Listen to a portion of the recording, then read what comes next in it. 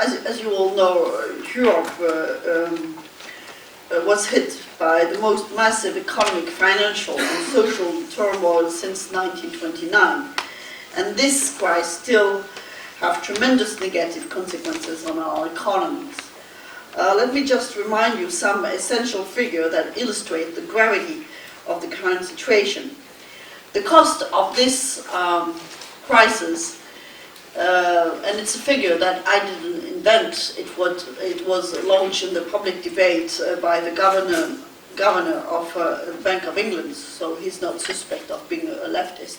It was that the cost of this crisis will be $60 trillion for the world, which means 1% GDP a year. A year, 1% GDP. So it allows us to call for solidarity and mobilization of public finance in maybe a different way than what's going on now. The second figure, of course, I want to recall is the 25 million European citizens that will be unemployed in Europe, and 8 million of them lost their job due to the crisis. The EU faced recently a recession period and is now in the risk of a sluggish growth, if not back to recession in 2011.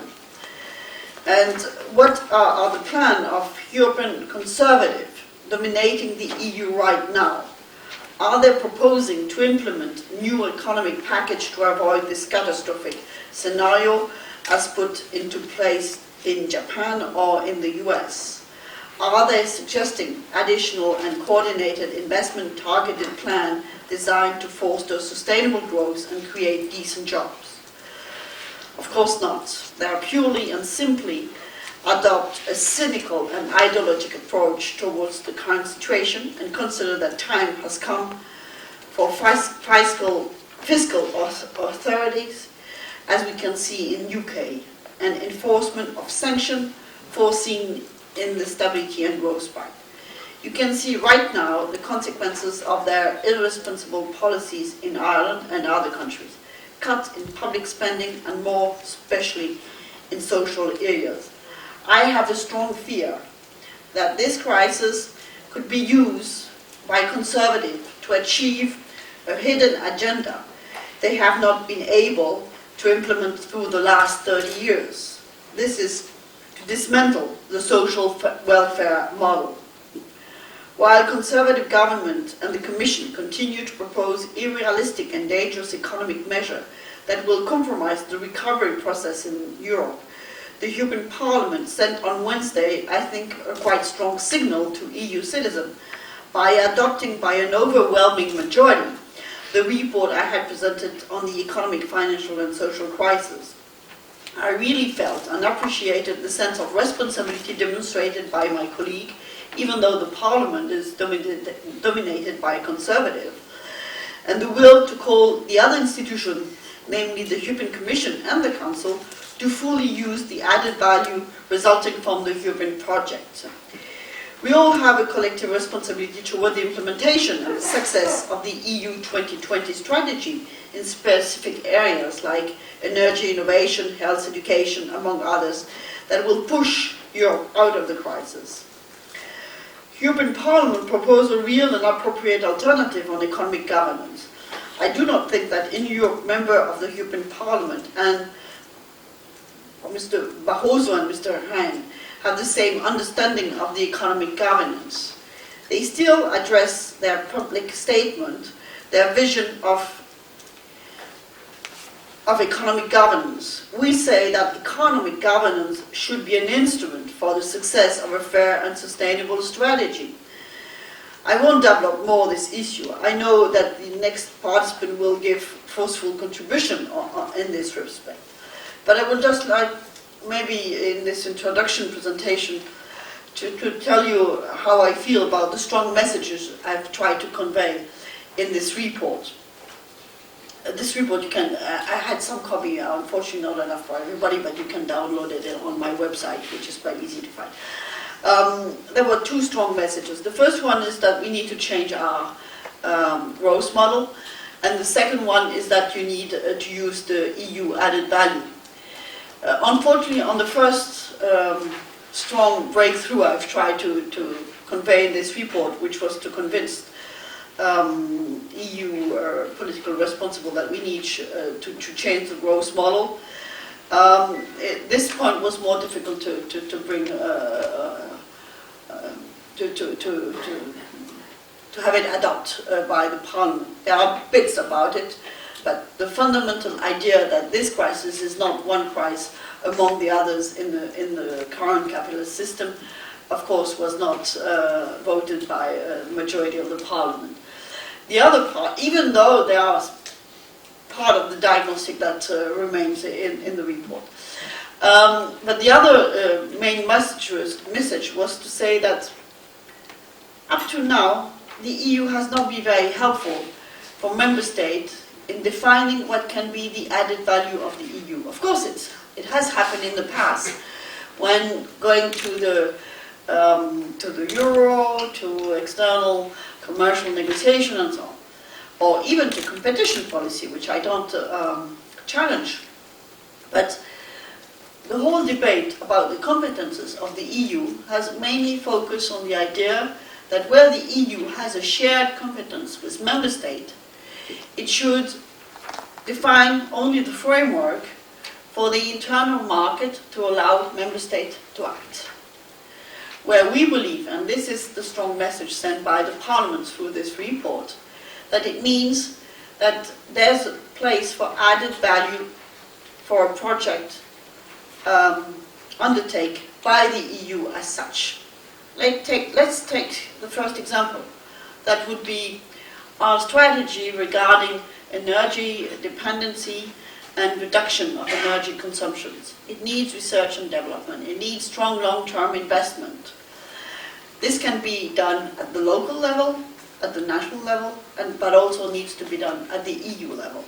And the whole idea that at the EU level there is a huge place and huge inspiration for building up a European community of energy. It's not about defining a new treaty and all these stuff, institutional burdensome discussion.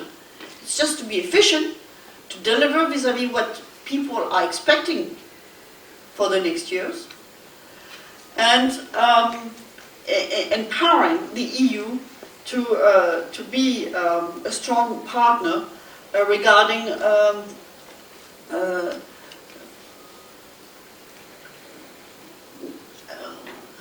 external negotiation. And but this is a real breakthrough for the EU. It means we can have a capacity to negotiate with Russia or with Algeria or with Norway regarding our oil and gas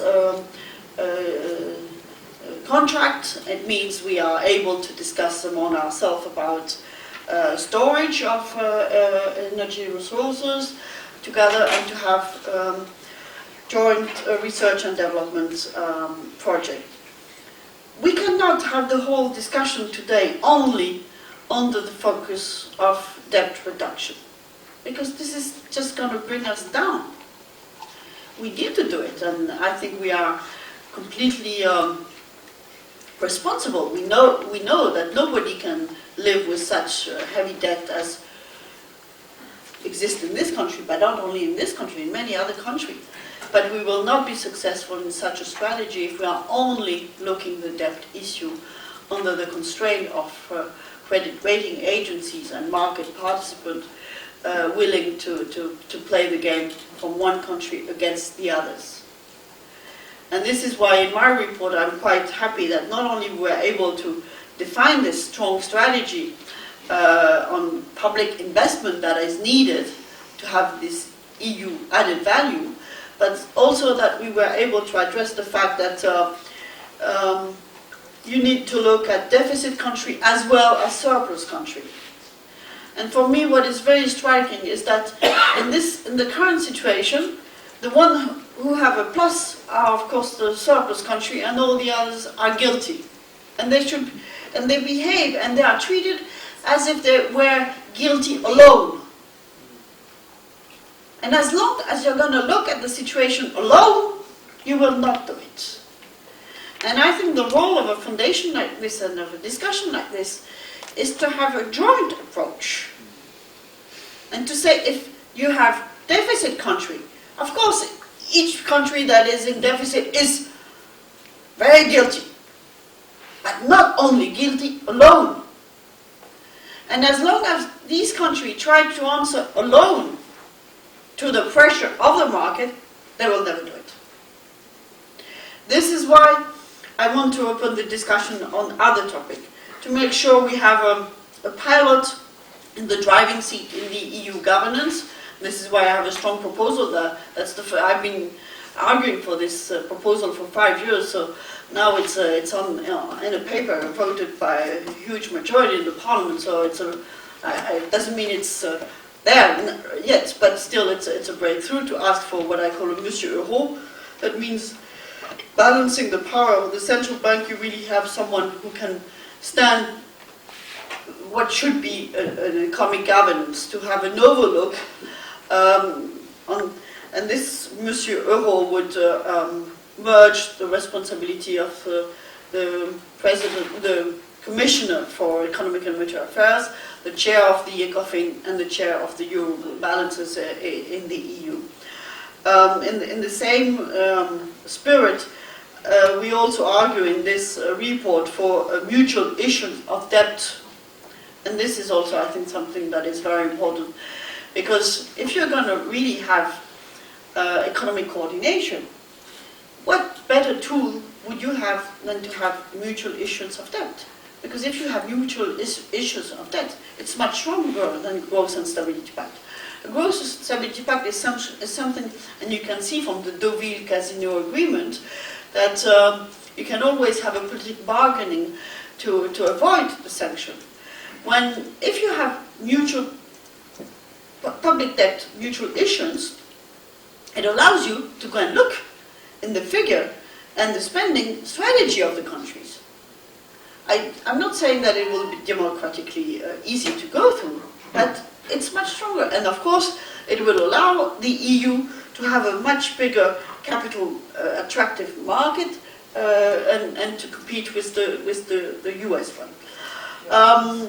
There's also a third item that is fortunately touched upon in this report that is, for me, very important, which is the whole discussion in the Herman van Rompuy's task force, for me, has been really on a very, very narrow mandate. The mandate has been how to reduce public debt under the pressure, once more, of the market. And when I discussed with Herman van Rompuy, asking him, but when are you discussing about the resources? He told me, I'm not allowed to discuss the resources because my mandate is about the balance. And by discussing the balance, of course, it ends up you only discuss about the bad, what they call the bad spending. And by only addressing what they call the bad spending, they're never going to address the good spending, which is the one you need if you want to recover some moment. I'm not saying that we don't need to look once more at the debt and the threshold of the imbalances. But to imagine that we are going to recover without any investment, is that just killing what they call the 2020 strategy.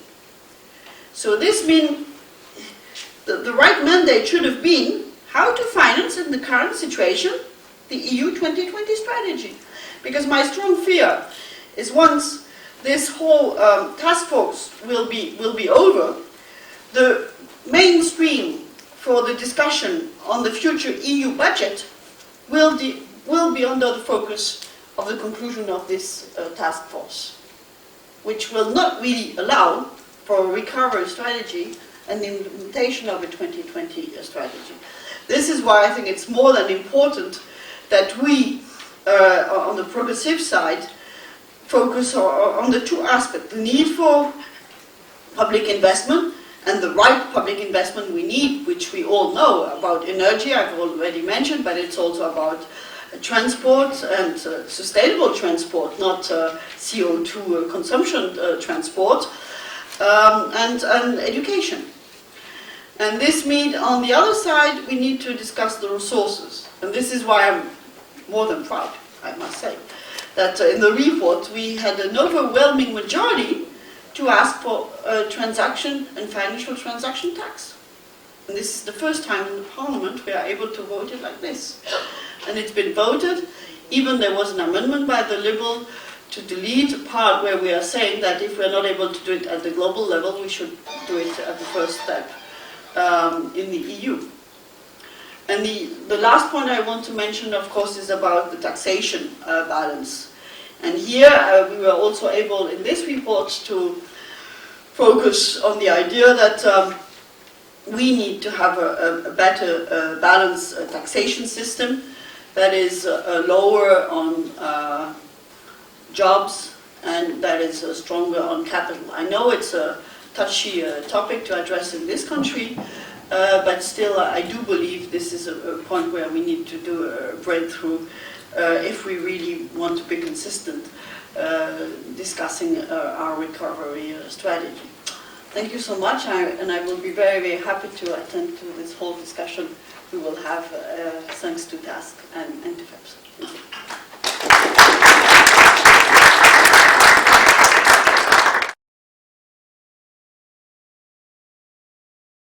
You mentioned at the beginning of your talk that the cost, or the bill, if you like, of the credit crisis would be globally about 1% of GDP. In Ireland, that's going to be about 30%.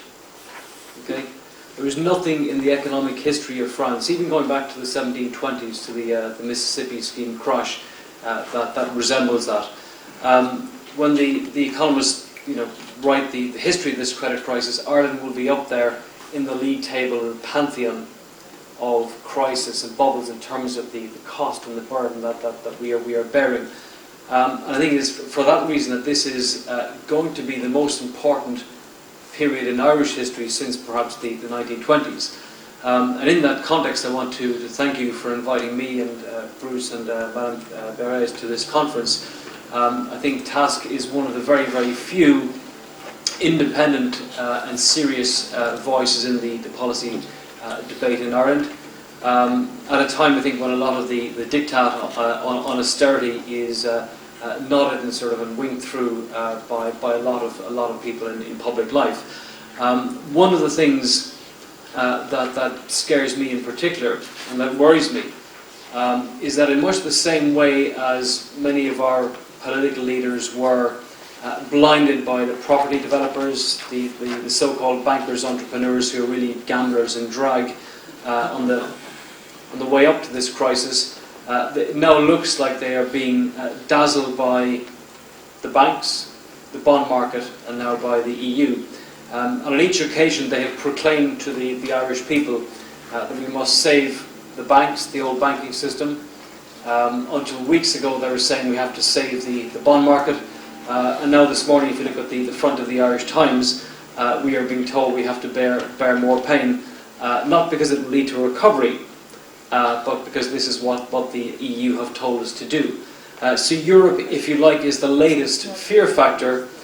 Europe is the latest spectre that is being used by people to get people to accept the very painful and bitter pill of austerity. So I think in that context, as a start, Europe is going to be an increasingly important part in the whole debate. And I think Ireland's relationship with Europe is also going to be very, very important. I think perhaps what unites all of the people here today is a sense that this, in some cases, unthinking austerity will stop, halt, and choke any recovery in the Irish economy in the short term. Could even lead to further recession, depression, deflation. It could well limit our long-term economic potential, and it will most likely cause painful and costly social problems down the line. And again, in that sense, Europe is important because it's a source of other ideas and other models for us to discuss. It is also, in the context of recent Irish economic history, we've just had our first boom, now we're having our first really big crash. European countries like France have been having these for the past 3-4 centuries, so there is much to learn from that.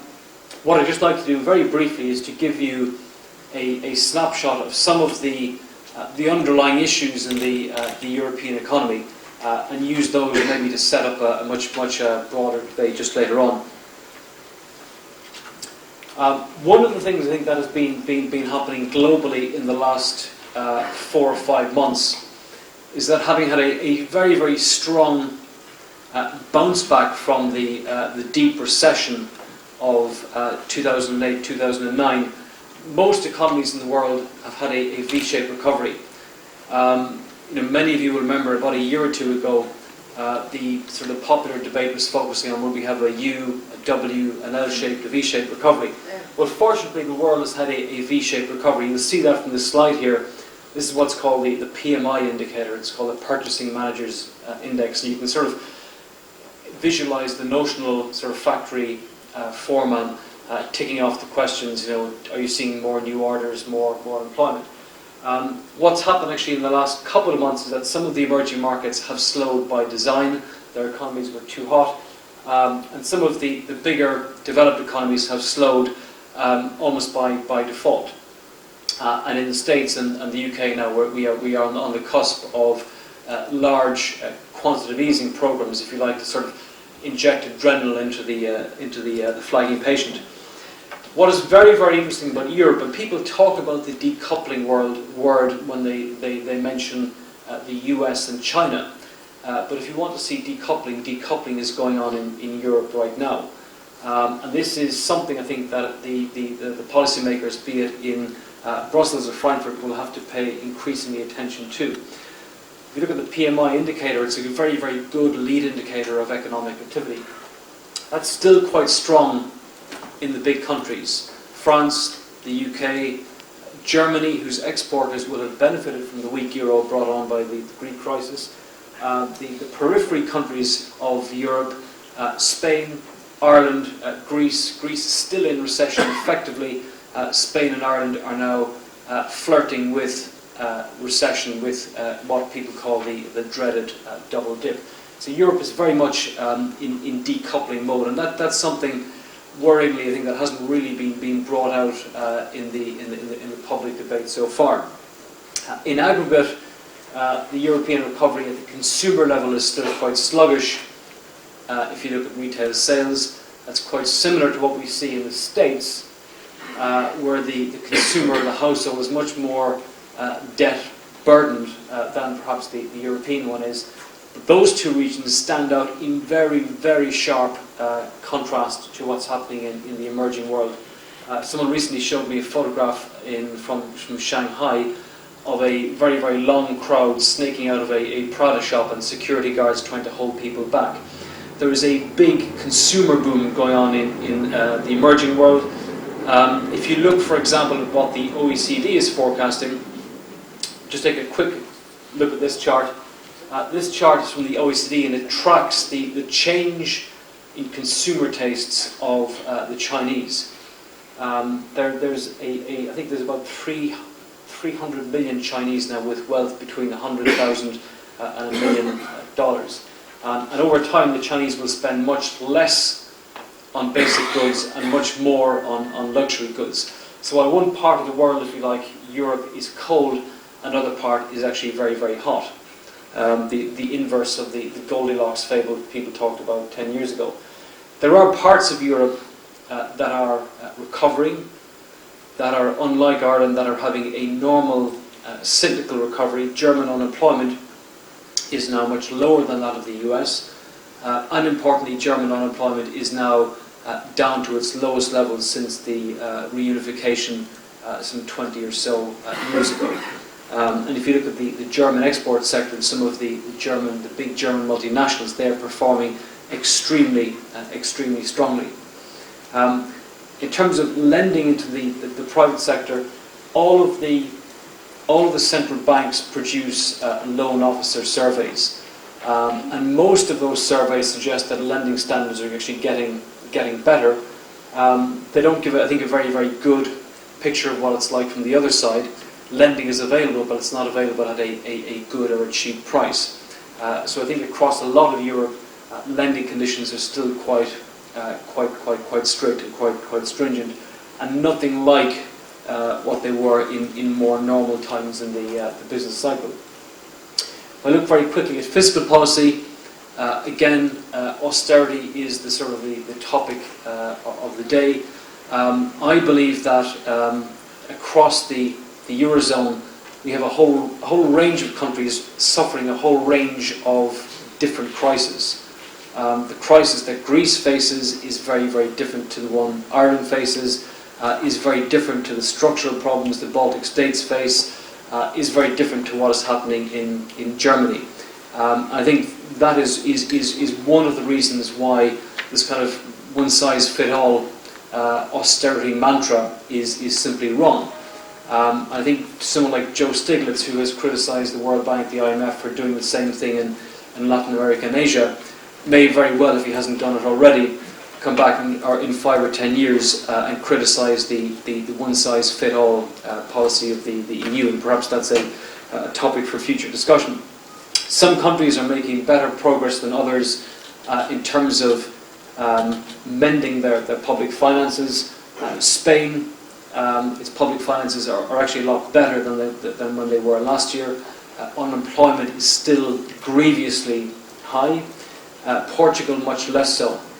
And the bond market vigilantes are beginning to zero in on Portugal in much the same way in which the spotlight had focused on Greece in the early part of the year.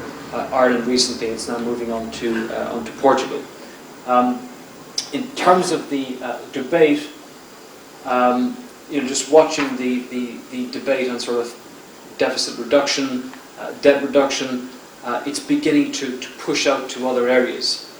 Pension reform in the UK yesterday, in France, of course, pushing out to the whole global debate in terms of global rebalancing, and also potentially, and again this is a topic for discussion later on, will the weak underpinnings of European government finances lead to a redrawing of the map financially and perhaps even physically.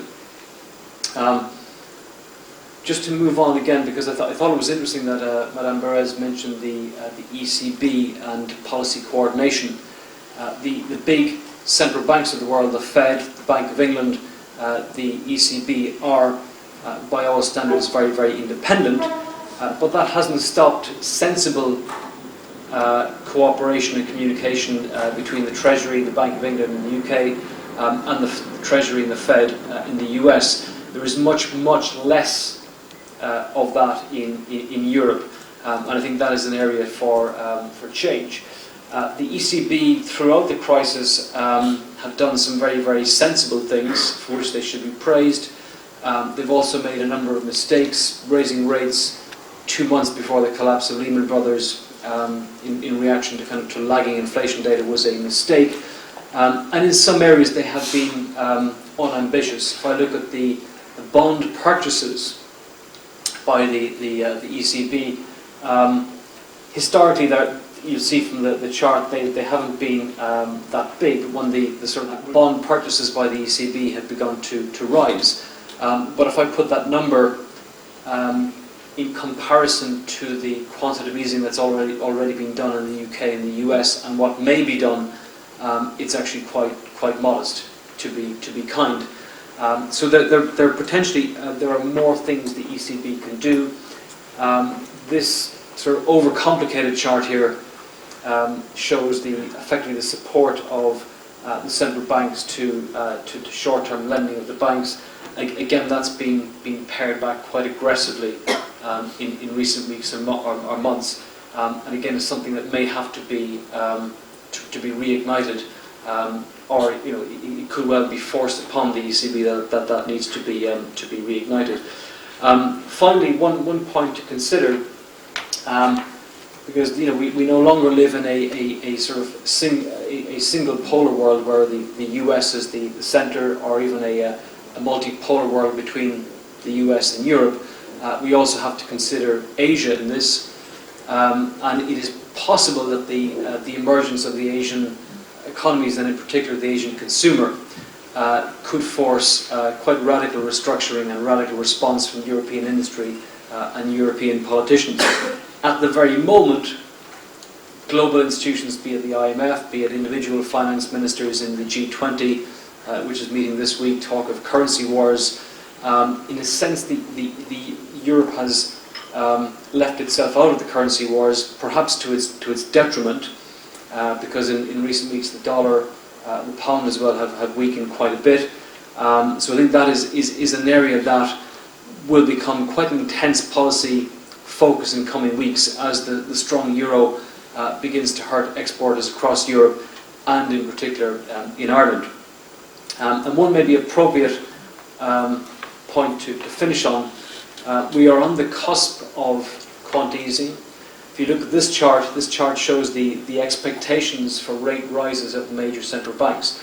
The important thing is the difference between the blue line, which is the current expectation, and the red bar, which is the expectation a month ago. And in most cases, expectations of rate rises in the next year have come right down close to zero. I think one of the upshots of that is that in the hotter parts of the world, the emerging markets, these low interest rates could well fuel new bubbles. And again, come back to the Irish case, what fueled the mania in Ireland was inappropriately low interest rates. And if you look at, say, countries like Hong Kong, which has got a dollar peg, property prices in Hong Kong are already beginning to take off. So globally, we're going from a situation where we in Dublin today are living through an old bubble, but many of the remedies to our crisis are creating new bubbles. And maybe to finish on one Irish specific point that relates to the EU, having 10 years ago joined the Eurozone, we in this country did very, very little to try and counteract the effects of single currency, of single monetary policy on this country. One idea would have, for example, to have been have a Council of Economic Advisors that would have said, well, interest rates from Frankfurt are far too low, you have to raise taxes, you have to tighten. We actually did the opposite, which was the effect of pouring oil on the fire. And in the context of this debate, that brings up the issue of, should the ECB, the EU, be putting in place in its member countries institutions that can buffer the effects that come from the centre. But I guess I've probably said enough already, and at this stage I'd like to open the discussion to all of you. I hope it's as lively and as fruitful as the one this morning. And maybe as a suggestion, we might start with the issue of the one-size-fits-all policy as appears to be dictated out of Brussels, or at least on behalf of Brussels by the government here in Dublin. Do people think that's appropriate? And are there nuances? Are there maybe changes people can propose in that light?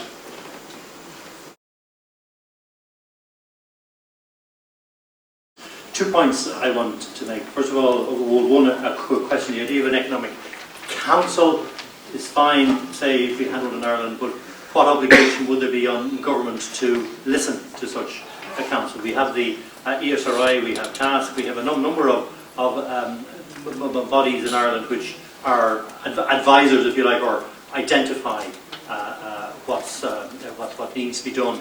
But governments of the day tend to sort of do their own thing in any event. So how do we reach a point where there's an obligation to listen? Maybe not actually follow by the letter, but at least to listen.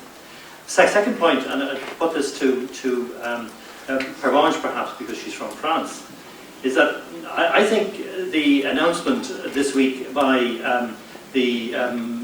President Sarkozy and Chancellor Merkel that they're going to launch a process of amending the treaties to be utterly and totally crazy.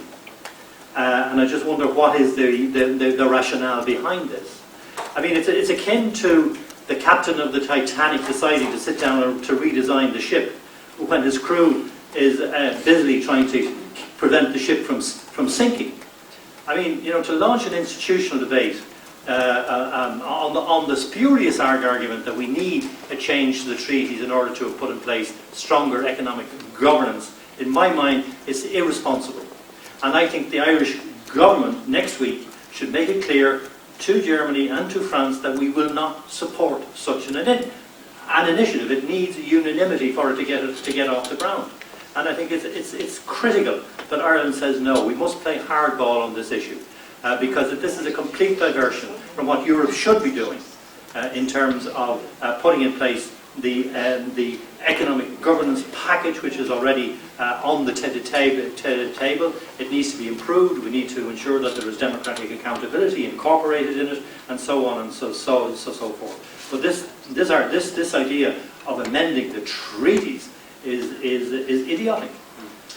So I would just put those 2 points. Thanks, Patricia. In the amendment of the treaty, what would the speakers suggest, and perhaps again, particularly Pervench, could be the positive things that Europe could do, and also both speakers actually, in terms of, for example, what could the European Investment Bank do more if the capital was increased? What could be done, as was already mentioned by Bruce, in terms of more buying of bonds, like a country like Ireland, common bond issuance, So, I mean, what is the positive agenda, what Europe can do, rather than the negative, which of course should be only. And the second thing is, listening carefully to these graphs of how the bubble is starting again in developing countries, and a graph that Tom just showed me of how property prices in Ireland rocketed and then collapsed. Can we finally learn from these boom-bust patterns and do something, really serious about counter-cyclical policies, rather than always just be swamped by it? The reference to the Economic Council or Council of Economic Advisors, just to say that proposal is actually mandated to appear at the time of the budget on the 7th of December. And there are discussions in the Dáil Finance Committee in relation to that. And there's also been a fairly extensive paper done by Professor Philip Lane, and there will be a discussion at the Institute of European Affairs for people who might be interested in that around lunchtime next Wednesday. The second point is to say that an economic council or council of economic advisors in the Irish context would make almost little sense without being accompanied by some kind of budget office which would ensure that budgetary information was published and available not just to our Department of Finance and to our ministers, but was also available to the Parliament, and through the Parliament, if you like, to the citizens, and available, say, 9 months in advance in terms of budgetary strategy. One of the issues in Ireland, and it continues at the moment, and I speak as a member of the Dáil, is the continuous withholding of information and the drip feeding of information only when absolutely essential, and often after the fact. This has done enormous damage to Ireland's credibility. For example, only this week the department finally admitted, first privately, that there was in fact a 31 billion promissory note undertaking to both Anglo and Irish Nationwide, the two bust banks, and that the interest cost on that for the next 10 to 15 years was going to be 1.5 billion per annum. So for people who are interested in seeing the jump from the previous 3 billion correction to a 4.5 billion correction that's been suggested by the department as perhaps the kind of medium option. The reason for that is actually the interest costs for the bailout of the bank. So actually reforms that involve public dissemination of information are absolutely critical, fundamental reforms in the case of Ireland, avoiding, going back to business as usual. In relation to Brussels, I think what Pervench was saying in relation to some reciprocal arrangements in relation to balances and counterbalances within the euro. One of the things about Ireland and about other countries which are experiencing severe difficulties, in the case of Ireland, although the government continuously denies it, we have two elements to our financial crisis. One is the actual banking crisis and the cost of the banking crisis, as Michael was saying. And the other is, if you like, the ordinary structural deficit caused by spending and revenue and taxation imbalances. If, with the assistance of Europe, we could separate those and deal with them in different time frames, we would actually begin to have some workable solutions that would enable us to both address the deficits, but also to do so in a construction and a time frame that perhaps would meet the agreement. The current proposals that are emerging from Brussels are actually towards Ireland punitive, and therefore, as Punchy has said, the notion from Brussels that there would be further treaties when the approach at the moment in terms of what would be received in Ireland is quite punitive is simply not, from the point of view of Ireland at this point in time, in my view, any kind of democratic runner. Thanks. Thanks. The Irish National Organisation of the Unemployed. I'd be concerned. I suppose just what struck me about the title of this afternoon's discussion is Recovering Together. And I think there's a huge challenge facing Ireland and Europe around addressing the unemployment problem and crisis facing this country and issue facing Europe wide, is how to ensure that Ireland and Europe moves together, in particular that the three growth strategies within Europe 2020 have been smart, sustainable and inclusive, actually work together and do not pull against each other. And I will be very concerned around, and will very much agree with Pervench's point around, with the focus being on austerity and there not been a focus on investment, we will not realise the targets that have been set in Europe 2020. I know a lot of groups working on anti-poverty issues would be concerned that poverty one is not strong enough. But what's quite striking at the employment target is, even if the height of what we now regard as the Celtic madness in terms of the construction boom and expenditure boom in Ireland, we never got beyond 70% employment, yet the target in 2020 is 75%. So how are we going to get to 75% employment for the working age population, given the crisis both facing Ireland and Europe? And I think if we do not start to seriously address that, to have it not just as a kind of something we would love to do, if only we could, but something that we now start actually seriously look at addressing. We are facing long-term unemployment, and unemployment that will become harder and harder to address the longer it becomes embedded. Thank you. On each of the presentations, I've said the second one first. I mean, I think that there's a fairly easy way to. I mean, I agree entirely with your assessment of the outlook. I think there's a fairly easy way to transport that to the general public. That's just to start with a simple sort of output equation. Everybody knows that it's equal to consumption, investment, government spending and net exports. And if we're going to have coordinated fiscal austerity measures in Europe, i.e. government is going to contract, then the question is which of the other aggregates is going to expand to offset that? And the answer is, at the moment, none of them. Right? I mean, there's no reason to expect decent growth in consumption or investment, given tightening of monetary conditions. Net exports is probably going to go the other way, given the appreciation of the euro. I think that's, to put things in those fairly simple terms, is perhaps a way to transport it to the general public. On this idea about how to move forward now. I mean, my assessment is that it's actually quite difficult for whatever you want to call the left, for progressive forces in Europe, to deal with the economic governance reforms that are currently under discussion, be they from the Commission or from the direction of the Council, because, at least in my assessment, they're rather ambiguous. I think we should be in favour of this idea of a European semester and a greater coordination between European level and national policy making.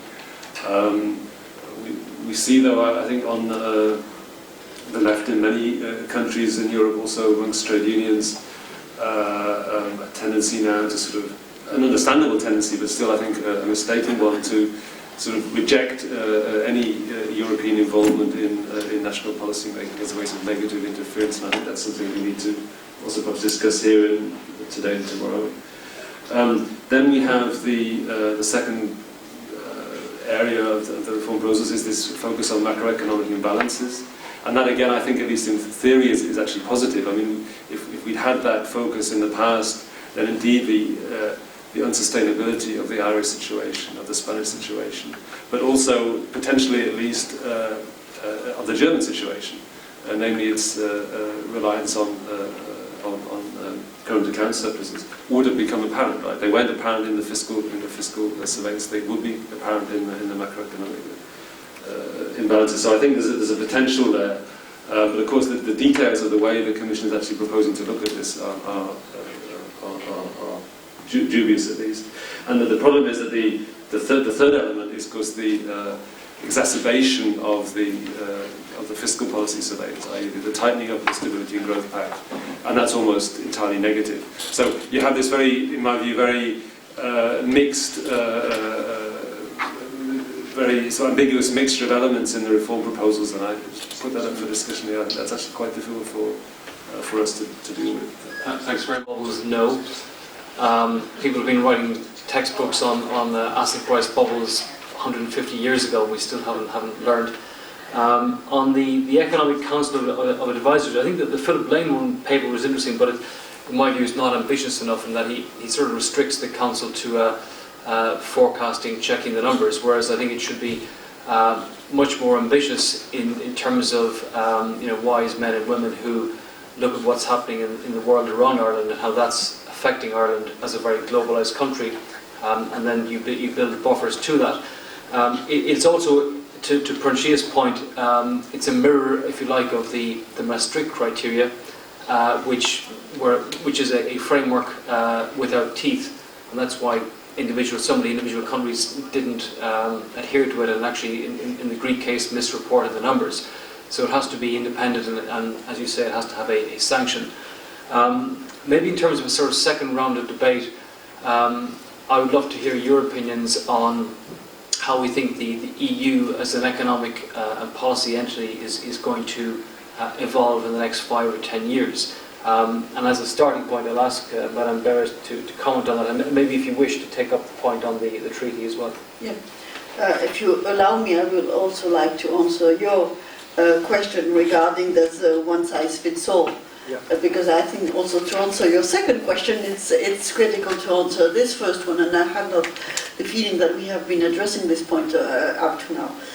I think definitely the situation we are in now, and if we are serious about discussing imbalances inside the EU and specifically in the Eurozone, is because one size doesn't fit all. And this is the blindness of the Growth and Stability Pact. But then there's something we need to take a political responsibility on. If we believe the Growth and Stability Pact that only have two stupid figures as a driver, if we want to overcome this situation, this means we need to accept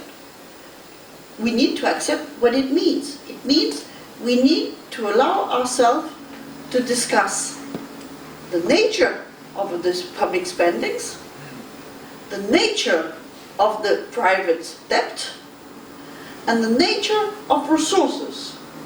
This is what it's about when we are going to discuss in deep economic governance. And we need to combine this engagement with national sovereignty on public on economic policies. But this also means we need to go forward when it comes to the diagnostic, and we need to share the diagnostic.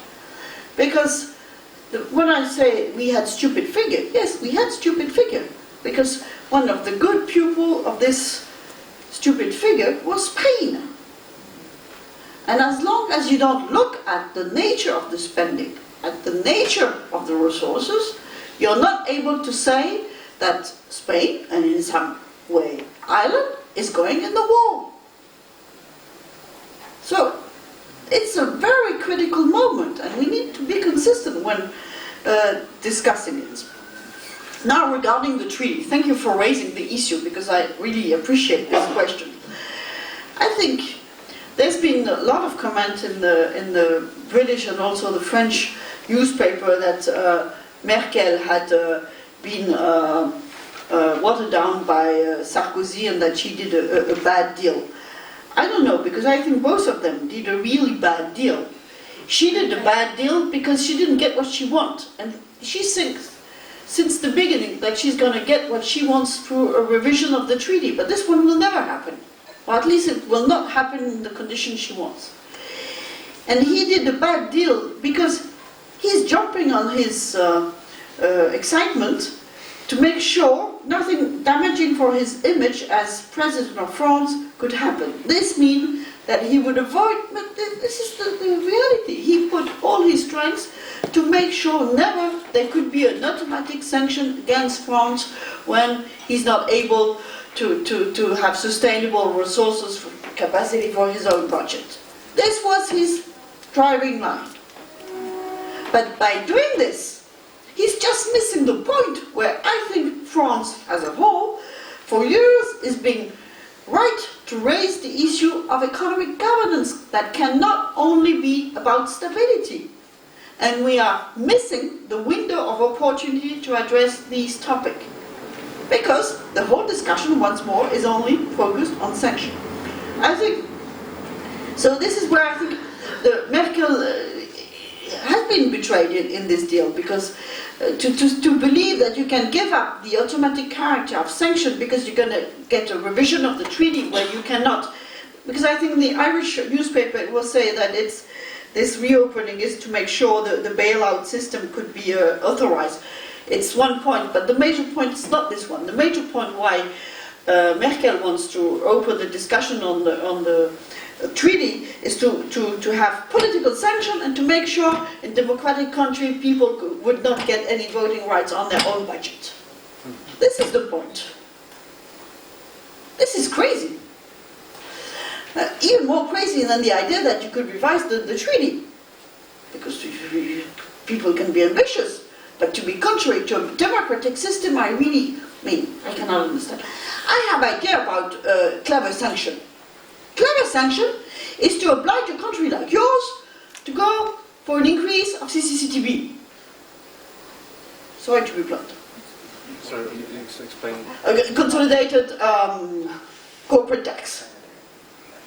Case. Right, corporate tax. Rate. Base. Rate. Rate. No, I mean the base. The base is a discussion for the EU. Are we going to go for harmonized base for the corporate tax? But for your country, the issue is the rate, because you don't have enough money to pay for your spending. We'd have known if we increased the rate. No, just one last point. No, two last points. The idea that this treaty, because now in the public debate it says, well, the real difficult problem might come from UK that will never be willing to open such a discussion in the treaty. But everybody, and everybody believes, okay, well, UK, you can find a way out, like usually you give an opt-out to UK and they keep quiet. But this is not going to be helpful for Ireland, because to my knowledge, Ireland is a member of the Eurozone, so you cannot have a Eurozone member opting out for a revision of the treaty that is merely launched because of a problem inside the Eurozone. One word about what Stephanie said on EIB. I should have mentioned it. I think in my presentation I've tried to demonstrate how much you should have more added value for the EU and a strategic implementation and consistent one when discussing where there are need for public and private investment if you want to be achieving the 2020 strategy. It's also why I believe besides having mutual issuance of debt, you also need to have Eurobonds to finance long-term investment strategy. one word about what Joan said regarding the solution that are now on the table for Ireland that are only punitive. I think this is exactly the case. And this is, I think we should be much more blunt when discussing the nature of the deficit. And I think your idea is a pretty clever one, and we should be much more vocal about it in the EU.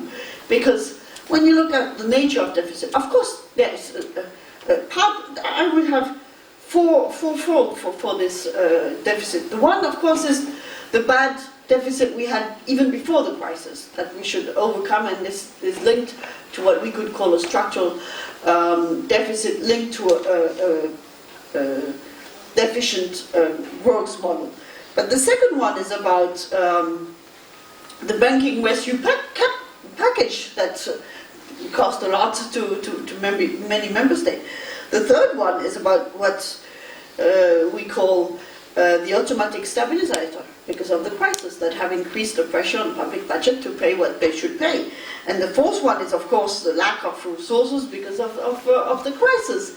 And you cannot ignore this and believe that by ignoring this you're going to have a recovery strategy.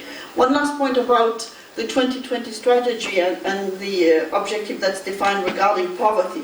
We just had in the European Parliament a very important debate about how to be consistent regarding the fight against poverty.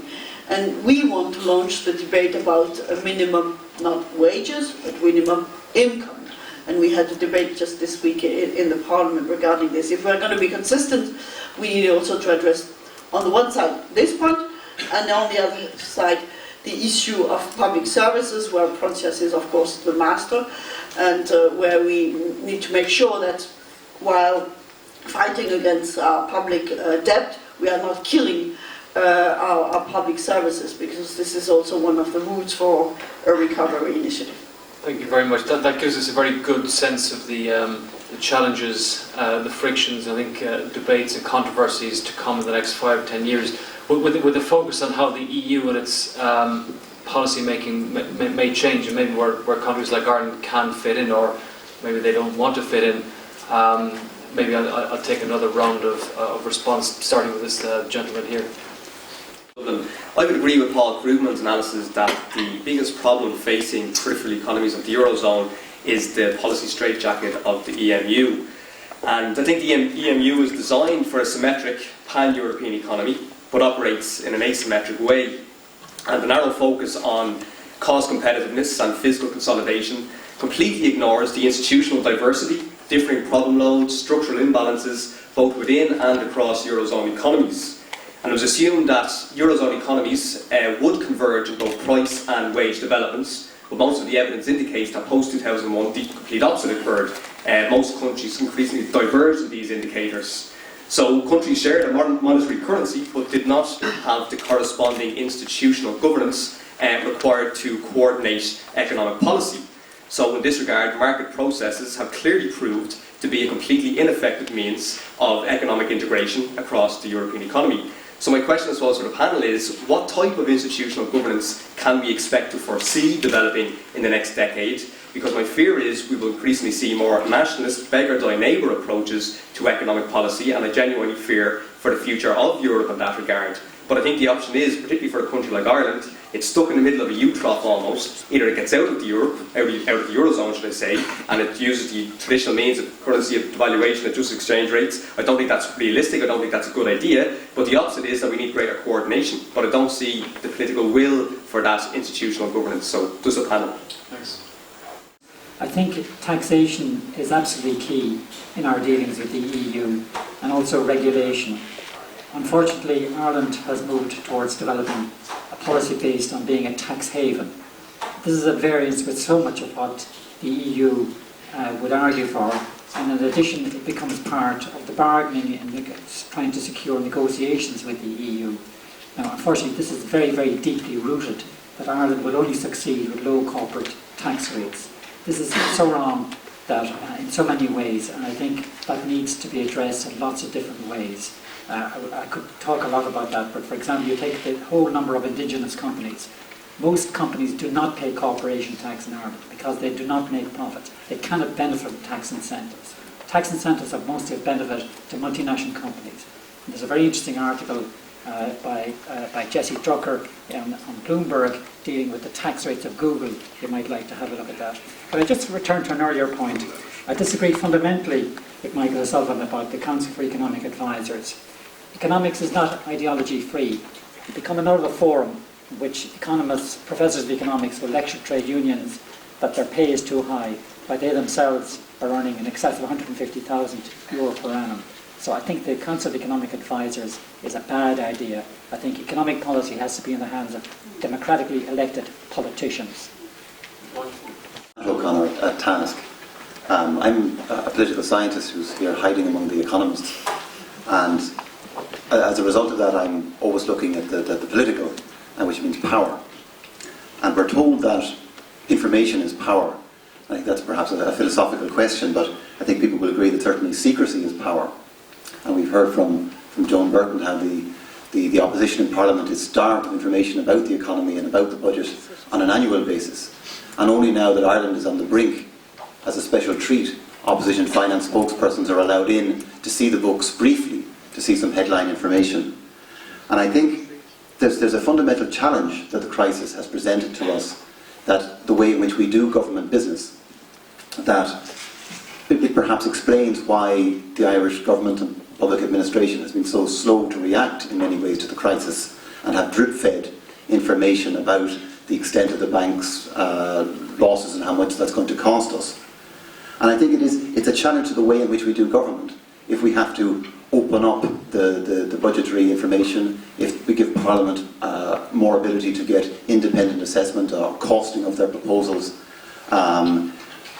and so on, and if we have to have a 4-year plan for the budget, I think it really opens up the way in which we do government in Ireland, but I don't think we have perhaps recognised the extent to which our reflexive way of doing government is to keep things secret, to not tell people. And we've even been told now by the Taoiseach that the confidential information given to the finance spokespersons is market sensitive. And I'd like to hear some comments from the top table on whether you think, I mean, my understanding of markets, again, as a political scientist, is that they don't like uncertainty, and that perhaps there would be nothing better for Ireland in the international bond markets than to have total disclosure. So at least then we could see the market reaction to that, rather than a drip feeding of one secret after another. Thanks. Just on the issue of corporate taxation and beggar by neighbour policies, the 4 reasons why it's a good time to rethink, in terms of the context of recovery, the low corporation tax rate.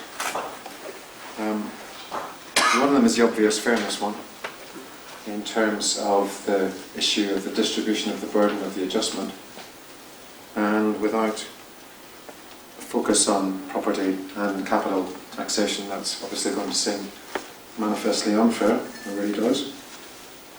Second one is the deadweight effect of the existing corporation tax regime.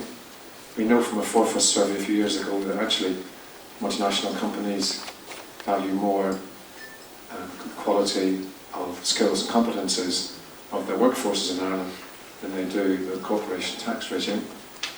And the US ambassador if I remember correctly, in Dublin a few years ago, said that if there was a hike in the corporation tax level in Ireland, it wouldn't actually lead to an exodus of US multinationals. It's also worth remembering that the opening to foreign investment in Ireland was in the late 50s, early 60s, and if at that stage there was zero tax on profits repatriated. So if corporation tax was what turned the trick for Celtic Tiger, took an awful long time for it to happen. The fourth reason is the goodwill factor. Ulrich Beck makes a very good argument when he says that the best way to pursue the national interest these days is to be cosmopolitan. And the last thing to do is to be nationalistic. And we saw with the Lisbon Treaty debacle exactly what happens when you don't realise the insight that Beck is making. And there's no doubt that the mood in France, and particularly in Germany, in recent years, during precisely the Celtic Tiger years, turned very bitterly against Ireland because of the way that what was seen as previously a beneficiary of a large amount of European largesse paid for, indeed by German other European taxpayers, was now being treated with a rather ungrateful response in terms of pursuing this beggar than ever approach to capital investment. So for all those reasons, it seems to me that while it's been treated as an untouchable issue, even on the left for years, and I haven't even mentioned what it means in terms of Northern Ireland, which is the fifth reason I could go into, it seems to me now is the time to say this is well past time when we should be talking about 12.5% corporation tax rate.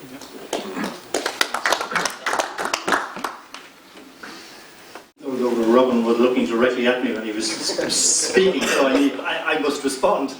First of all, my position is not, as Robin I'm sure knows, not based at all on nationalistic or chauvinistic point of view, because I'm anything but, as I think my history will verify. My position is entirely pragmatic. The corporate, the foreign direct investment corporate sector are delivering huge resources at this point in time to the state, which if there is a risk, and we are told constantly that there is a risk that they may move if the tax is raised, then now is not the time to take that risk. Now is not the time to take that risk. It's not a question of debating this in a theoretical way. We're not in a theoretical environment. We're in a very real, risky environment. And we need to see how can we maintain the revenue we have at least, try to increase the revenue by increasing growth. I personally, for instance, support the idea of a property tax in Ireland. I think it's first of all essential and it's inevitable. But I really think that if Europe and others are going to put pressure on Ireland to change its corporate tax rate, bearing in mind that there are lower corporate tax rates than there are in Ireland, then there must be compensatory measures and provisions to ensure that Ireland is not at a disadvantage, bearing in mind our geographical and our economic situation. Okay, maybe just two more.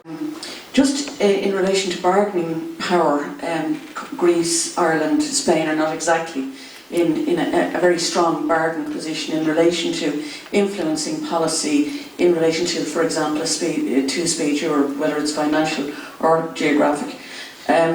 It strikes me that the only way that bargaining power can be effective is if there is a focus on what the negatives are in relation to the strong countries, and it would be useful to hear a comment on that. It's 2010. The rate of corporation tax for existing companies in Ireland was 10% until this year. It went up by 2.5% this year. Did any of you know that? Did you hear an outcry about the 2.5% increase for existing good manufacturing and services companies? Not a dicky bird. And I put it to you like this.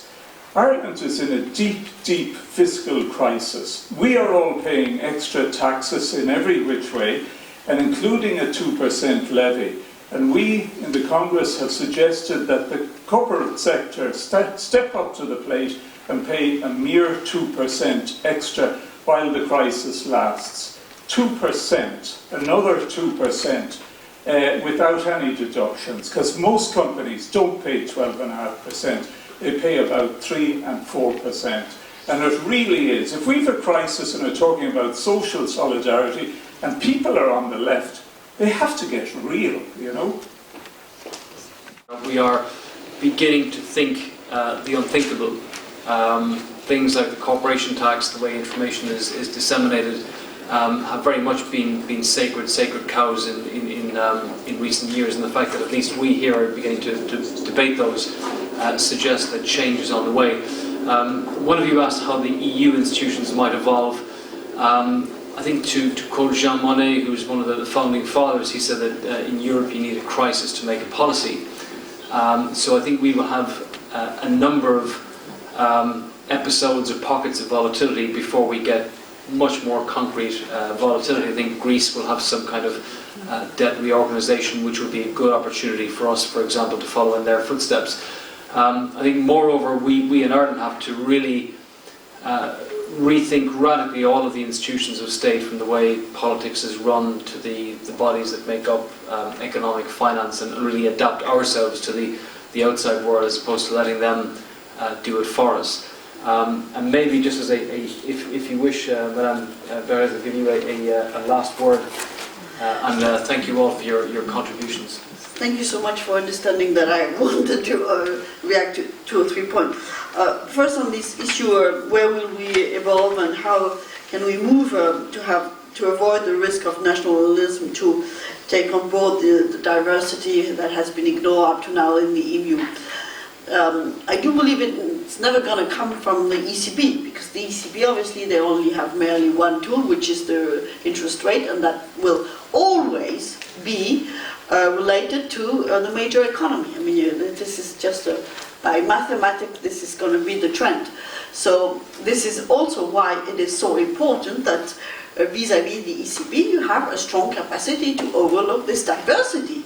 And this diversity is only going to be taken into account if you have someone that is in charge of overlooking the imbalances in the EU, and who is able to define what could be a counter-cyclical policies.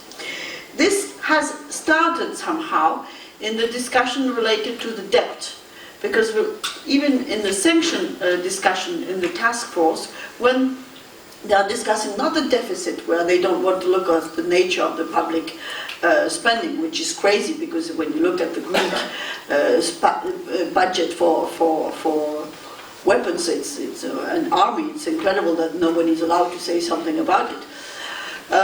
But when regarding at the debt, here they are starting to have this discussion on the nature of debt, which is already one finger in it.